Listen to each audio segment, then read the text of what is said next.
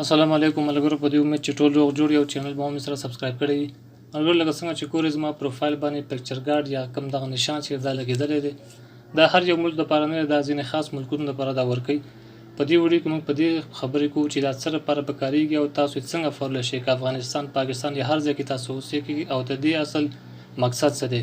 نو ټولې خبرې به انشاءالله په دې ویډیو تر اخره پورې وګورئ.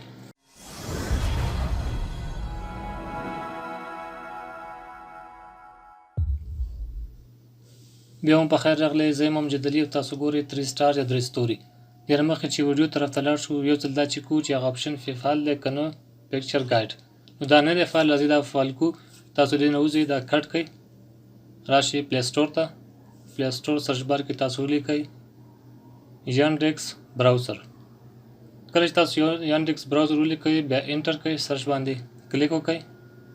هغې نه به تاسو ته مختلفې اپشن راځي، تاسو دې کې سلیکټ کړئ یانډکس براوزر ویت پروټیکټ. دا تاسو انسټال کړئ، ما انسټال کړی یم، زه بیا اوپن کړم.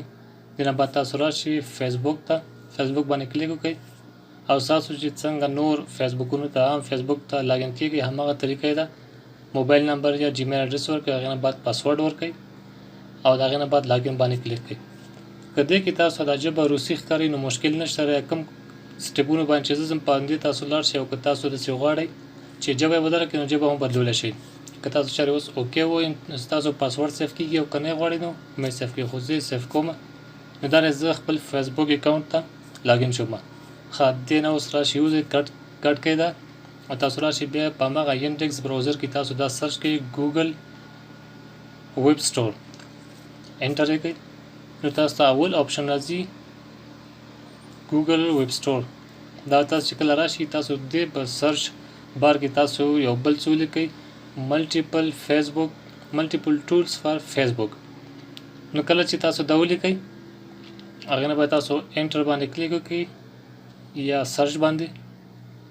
نو تاسو ته به مختلف اپشن راشي، خو په دې کې تاسو هغه اپشن باندې کلیک کړئ، دا سکرین نشانه چې ورکړی دی، دا رینج، او په دې د اخر طرف ته چې کوم دا شین نشان دی ریټډ، په دې باندې کلیک وکړئ.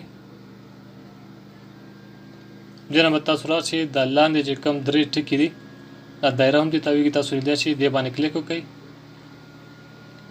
او تاسو دلته راشئ، تاسو وګورئ ایکسټینشنز، په دې باندې کلیک وکړئ.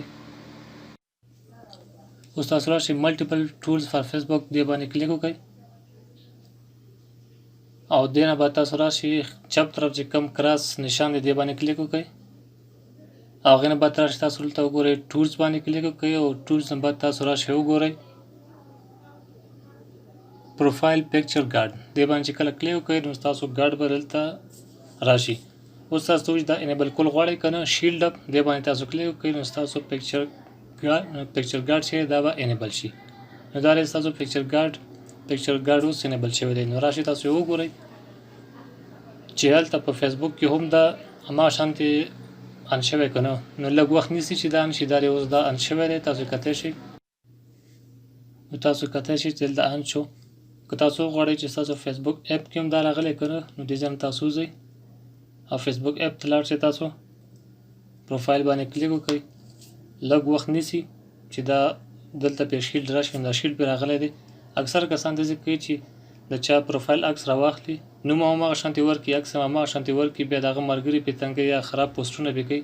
نو کله چې تاسو دا ان کړئ، هېڅوک داسې کار تاسو سره نشي کولی. په دې هیله چې ویډیو مو خوښه شوي، ملګرو سره شیر کړئ. که چینل مو نه یې سبسکرایب کړی، سبسکرایب کړئ. سره هر چاته چې اوسئ خوشحاله اوسئ، د الله په امان.